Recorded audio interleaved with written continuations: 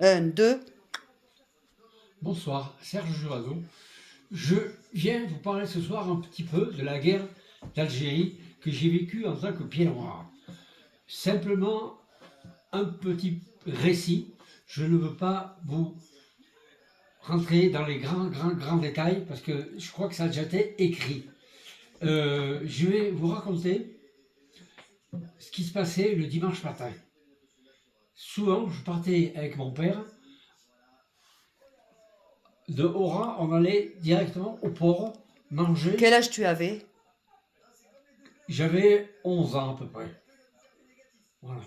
Et on allait manger ce qui s'appelle là-bas en Algérie la kémia, qui consiste à manger des petits poissons, des petites pommes de terre avec de l'aïoli. Il y avait aussi ce qu'on appelle la kalentika, Ah oui. qui était vendue par des petits Algériens dans un petit chariot roulant.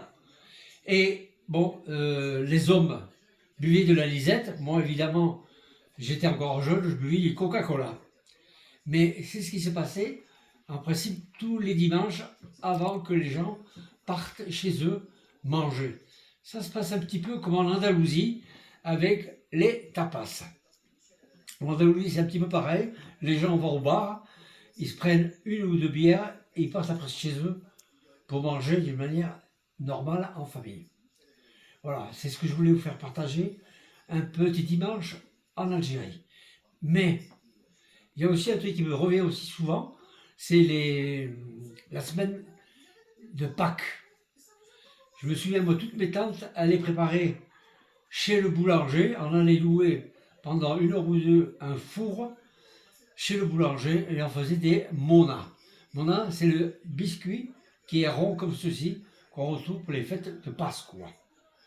C'était aussi, ça, c'était un peu folklore, parce que c'était la fête, tout le monde était ensemble. Mais c'est un plat algérien ou espagnol? La mona, c'est un plat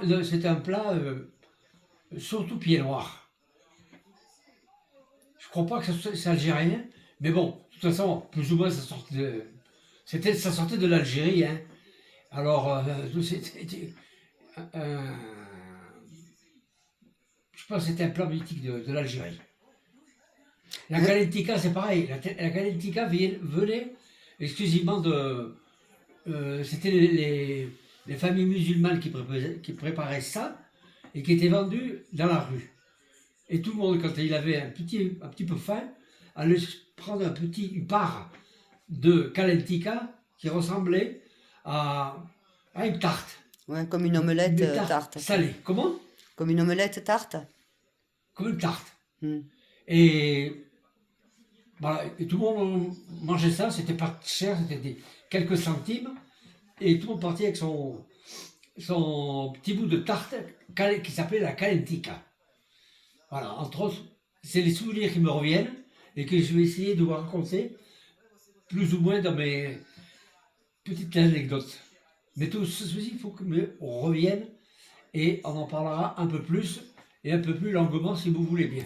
Et au niveau de l'école, comment Comment? ça se passait? Au niveau de l'école, comment Et ça au se niveau de passait? l'école, bon, comme je l'ai dit la première fois, on vivait tous en harmonie. Moi, j'avais à côté, à droite ou à gauche ou devant, des petits Algériens. Et Vous étiez tous copains de toute façon. on Il y jouait a- tous à la cour de En l'école. fait, la question est, est-ce qu'il y avait une différence entre les Algériens musulmans et les pieds noirs Non, chrétiens? il n'y avait aucune différence. Tout le monde allait en classe pareil et il n'y avait aucune différence. Donc, tu as eu beaucoup de copains algériens et tu n'as jamais Exactement. eu de problème. J'ai eu beaucoup de petits copains algériens et tout ceci s'est passé normalement. Il n'y a jamais eu de séparation de race ou d'autre chose. D'accord. Mm. Et l'école en elle-même, donc vous avez des professeurs ou professeurs femmes ou hommes? Comment ça Non, se passait? moi j'ai surtout connu des professeurs hommes. Mhm. Et on n'était pas Mais mélangés. alors, les professeurs étaient pieds noirs, français, espagnols, Bon, il y avait algériens? de tout. Bon, Il y mais les avait, tiens, par exemple, c'était quoi? bon, le mieux que j'ai vu, bon, j'en avais plusieurs quand même. Mais Ouais. bon, c'était des gens, il y avait des gens qui venaient de France, des gens qui étaient de l'Algérie. Il y avait, je sais, Donc il y avait des des professeurs Constantine. algériens, sans problème. Des professeurs algériens, ça, je n'ai pas eu, moi. Je n'ai pas connu, Ah non, mais il paraît qu'il y en avait. ben, Mais je n'ai pas j'imagine. connu. Mhm. Moi, je ne peux pas parler de ça. Et au niveau des médecins, Au niveau des médecins, hmm, ben, les médecins, les gens allaient, il y avait des dispensaires, hein. Il y avait des médecins généralistes. On allait en consultation, on payait, et puis c'était tout, hein, comme il se passe en France, comme il se passe d'accord. en Espagne. Mhm. Et là, il n'y avait aucun problème. Et les médecins étaient français, pieds noirs, Bon, les médecins que espagnols. j'ai connus, c'était des médecins français. D'accord, ok. Bon, allez. Bon, Hein? ben, ce qu'on va faire, on va capituler avec ça, et puis on refera une vidéo où j'aimerais qu'on parle, si tu le veux bien, de l'Algérie la belle, parce que Alors, l'Algérie, l'Algérie, elle est belle, non?